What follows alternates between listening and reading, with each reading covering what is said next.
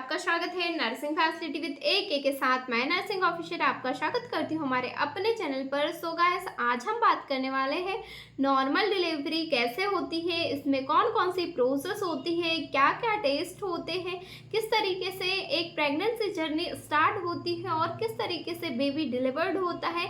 इन सब चीज़ों के बारे में हम बात करने वाले हैं इस वीडियो में। महिलाओं की बहुत ज़्यादा कमेंट्स आती है कि किस तरीके से नॉर्मल डिलीवरी कंडक्ट करवाई जाती है, या फिर जो फैमिली प्लानिंग कर रहे हैं उन लोगों की, महिलाओं की मन में उत्सुकता होती है कि किस तरीके से नॉर्मल डिलीवरी होती है। तो चलिए बात करते हैं इस विषय पर कि किस तरीके से नॉर्मल डिलीवरी होती है।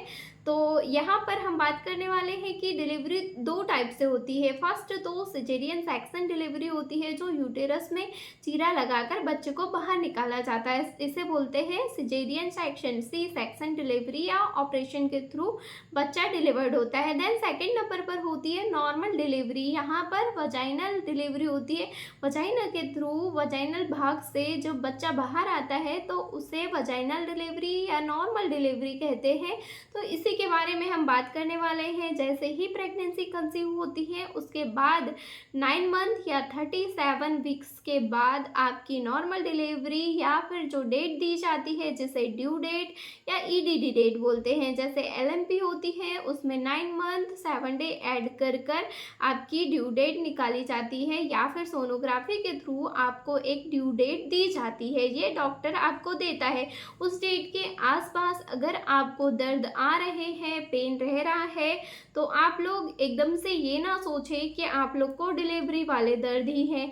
यहाँ पर क्या होता है कि एक फॉल्स पेन भी आता है, खासकर जिनकी पहले डिलीवरी है उन महिलाओं को यहाँ पर फॉल्स पेन आते हैं, मतलब कि झूठे दर्द आते हैं, जिसमें क्या होता है डिलीवरी जैसे दर्द होते हैं, मतलब कि पेट में नीचे के साइड पे दर्द हो रहा है, पेट दर्द होता है। महिलाओं को लगता है कि हमें डिलीवरी वाला दर्द हो रहा है, क्योंकि उनका जो 9 मंथ है वो 37 वीक्स कंप्लीट हो चुके होते हैं या आसपास में रहते हैं ड्यू डेट के नज़दीक।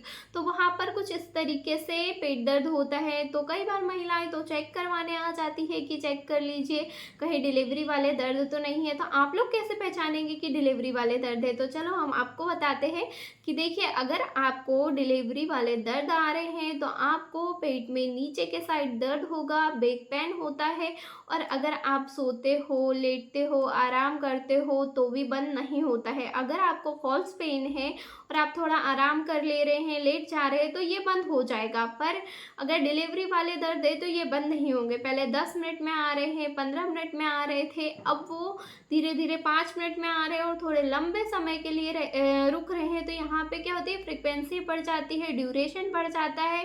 तो यहाँ पे कुछ इस तरीके से आपको दर्द आ रहे हैं। और दर्द के साथ अगर आपको डिस्चार्ज, मतलब कि मेम्ब्रेन रप्चर हो जाती है कई बार, तो पानी जाता है, इतना पानी या इतना डिस्चार्ज होता है जो बच्चे के आजू बाजू जो एक आवरण होता है, मतलब जिसे बोलते हैं एमनियोटिक फ्लूइड्स होता है, जो एमनियोटिक झिल्ली होती है, अगर वह रप्चर हो जाती है तो वजाइनल डिस्चार्ज होने, मतलब वजाइना से पानी आने लगता है, पानी बहुत सारा मतलब डिस्चार्ज होने लगता है। जो वजाइनल एमनियोटिक फ्लूइड होता है वो गिरने लग जाता है, तो जिससे महिलाओं के कपड़े भी गंदे हो जाते हैं, वो रुकता नहीं है। अगर इस तरीके से कुछ होता है आपके 37 वीक्स के आसपास, EDD के आसपास, तो आप लोग ये चीज़ समझ जाइए कि आपकी मेम्ब्रेन रप्चर हो गई है। तो जल्द से जल्द डॉक्टर के पास आपको जाना है। ओके, तो अगर आप डॉक्टर के पास जा रहे हो तो वहाँ पर क्या क्या टेस्ट होते हैं उसके बारे में बात कर रहे थे। देखें, जैसे ही आप डॉक्टर के पास पहुँचते हो तो वहाँ पर सबसे पहले आपके सारे वाइटल्स चेक किए जाते हैं कि आपका BP सही है, आपका HB सही है, हीमोग्लोबिन स्तर सही है। देन उसके बाद बेबी की FHS, मतलब कि बेबी की हार्ट बीट ली जाती है कि बेबी की हार्ट बीट सही है या नहीं है। उसके बाद आपकी वजाइनल एग्जामिनेशन किया जाता है, जिसे PV कहते हैं, मतलब 2 फिंगर अंदर इंसर्ट करके चेक किया जाता है कि डायलिटेशन कितना है, मतलब कि वजाइनल डायलिटेशन कितना है। तो ये स्टार्ट होता है 2 सेंटीमीटर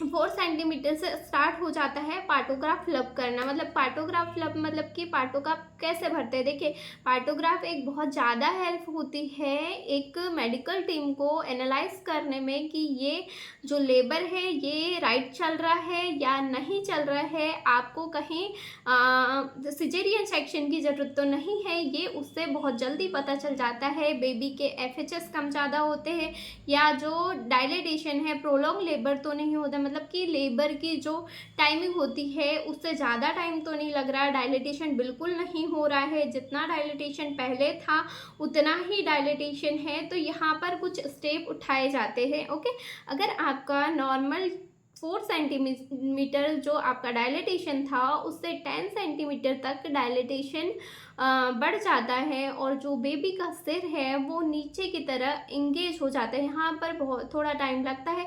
अगर प्राइमी है, मतलब कि पहली बार डिलीवरी जिनकी होने वाली है, उन्हें थोड़ा ज़्यादा समय लगता है, 4 से 6 घंटे का समय लग सकता है या इससे ज़्यादा भी हो सकता है। पर जैसे सेकेंड डिलीवरी, थर्ड डिलीवरी में ये ड्यूरेशन कम होता है। ओके, जब बेबी का सिर इंगेज हो जाता है, 10 सेंटीमीटर डायलेटेशन मतलब कि पूरा सर्विक्स खुल जाता है, जहाँ से अब बेबी का सिर बाहर आने वाला है। देखिए, यहाँ पर भी 2-3 कंडीशन होती है कि किस तरीके से बेबी का सिर है, नीचे के साइड है, ऊपर के साइड है। एक होता है सिफेलिक प्रेजेंटेशन, दूसरा होता है ब्रिज प्रेजेंटेशन। तो जो ब्रिज प्रेजेंटेशन होती है उसमें बच्चे का सिर ऊपर होता है और पैर नीचे होते हैं।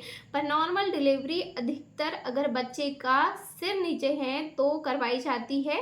ब्रिज प्रेजेंटेशन भी हो जाती है पर थोड़ी सी उसमें कॉम्प्लिकेशन होती है। ओके, तो अगर नॉर्मल डिलीवरी है, 10 सेंटीमीटर डायलेटेशन हो गया है, बेबी का सिर इंगेज हो गया है, साथ में यहाँ पर कुछ इंजेक्शन और बॉटल्स भी लगाए जाते हैं। अगर किसी को दर्द नहीं आते तो डायलेटेशन के लिए ओके, और जो पेन थोड़े बड़े उसके लिए भी यहाँ पर मेडिसिन प्रोवाइड की जाती है। अगर आपका 10 सेंटीमीटर डायलेटेशन हो गया है, बेबी का सिर इंगेज हो गया है तो, और बीच में एफएचएस भी चेक की जाती है। ओके, अगर फिर क्या होता है वहाँ पर एक और स्टेप हो सकती है कि अगर प्राइमरी महिला है तो वहाँ पर इपियोटोमी की भी आवश्यकता पड़ सकती है, क्योंकि डायलेटेशन तो फुल हो जाता है पर बच्चे का सिर अगर बड़ा है या फिर जगह कम है तो वहाँ पे एक कट लगाया जाता है नीचे की तरफ, जहाँ पर एनेस्थीसिया, लोकल एनेस्थीसिया देकर उस जगह को शून्य करके वहाँ पर एक कट लगाया जाता है। उसके बाद बेबी का सिर इजीली बाहर आ जाता है। जैसे ही सिर बाहर आता है उसके बाद फ्यू सेकेंड में ही बच्चे के पूरा शरीर बाहर आ जाता है, मतलब कि पूरी बॉडी बाहर आ जाती है, बॉडी फिर उसके बाद लेग सब बाहर आ जाते हैं। उसके बाद अगर नाल वगैरह रहती है या कॉर्ड अगर बच्चे के गले में फंसी है तो उसे निकाल कर ही आउट किया जाता है। और कई बार तो ऐसी कंडीशन आती है कि वहीं पर तुरंत 1-2-3 बार ऐसे कॉर्ड भी फंसी रहती है तो क्लैंप करके कट करना पड़ता है। पर नॉर्मली अगर ऐसा नहीं रहता है तो फिर एक स्पंज होल्डर या फिर कॉर्ड क्लैंप लेकर उसे आसानी से कट कर दिया जाता है, मतलब प्लेसेंटा अलग सेपरेट हो जाता है और बेबी अलग सेपरेट हो जाता है। अब की केयर करते हैं। उसके बाद क्या होता है कि अभी एक प्रोसेस बाकी है जो मोस्ट इम्पॉर्टेंट होती है कि प्लेसेंटा आउट होना चाहिए और बहुत अच्छे से होना चाहिए। इसमें किसी भी तरीके का कोई भी पार्ट प्लेसेंटा का अंदर नहीं होना चाहिए। तो इसके लिए क्या किया जाता है, अगर कोई हेल्प करने वाला हो तो उसे यूटेरस पे मसाज करने के लिए बोल दिया जाता है। तो इससे विदिन 5 to 10 मिनट्स के अंदर ही प्लेसेंटा जो है वो सेपरेट हो जाता है। प्लेसेंटा सेपरेट हो जाता है तो हल्की सी ब्लीडिंग शो होती है हमें कि ब्लीड हो रहा है, प्लेसेंटा सेपरेट हो गया है। कंट्रोल कॉन्ट्रैक्शन के साथ आपको क्या करना है, प्लेसेंटा आउट कर लेना, मतलब प्लेसेंटा आउट हो जाता है। ओके, यहाँ पर ऑक्सीटोसिन भी लगाया जाता है ओके बीच में, ताकि प्लेसेंटा अच्छे से कॉन्ट्रैक्ट हो जाए। ओके, तो इस तरीके से प्लेसेंटा आउट हो जाता है। उसके बाद जो एपिसोड में आई है, जो हमने कट लगाया था उसको प्रिपेयर मतलब सुचरिंग की जाती है, सुचर्स मतलब टाके लगाए जाते हैं उसमें। उसके बाद फिर महिलाओं को कुछ एडवाइस दी जाती है कि आप लोग कुछ विशेष ध्यान रखें, मेडिसिन टाइम पे लेना है, जो ऑइंटमेंट दिया है वो लगाना है, ताकि जो एपिज़ोटमी की गई थी वो सही टाइम पे हील हो जाए और किसी प्रकार का कोई इन्फेक्शन उसमें ना लगे।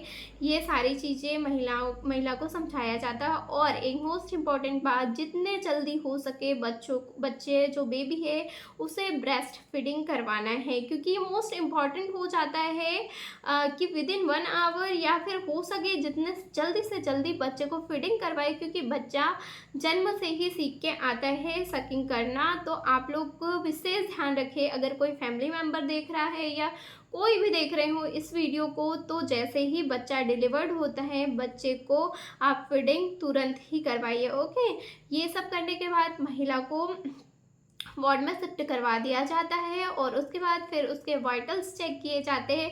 सभी वाइटल्स सही होते हैं तो फिर महिला और बेबी को यहाँ पर डाइट का भी विशेष ध्यान रखना होता है। महिला तुरंत कुछ भी ले सकती है, ऐसा नहीं है, जो भी खाने में उसे खाना है खा सकते हैं, कोई दिक्कत वाली बात नहीं होती है। और बेबी को फीड करवाना है बहुत अच्छे तरीके से, जिस तरीके से बेबी प्रोसेस होती है कि किस तरीके से बेबी को फीडिंग करवानी है, ये आप लोग जो वीडियो नेक्स्ट आने वाला है उसमें आप देख सकते हो कि प्रॉपर क्या और किस तरीके से बेबी को फीड करना है। ओके, तो ये होती है नॉर्मल डिलीवरी की प्रोसेस। अगर आपको वीडियो अच्छा लगा हो तो कमेंट्स कीजिए, और जो भी आपके डाउट हो वो कमेंट्स में ज़रूर बताइए, हम रिप्लाई ज़रूर देंगे। So thank you guys watching my video.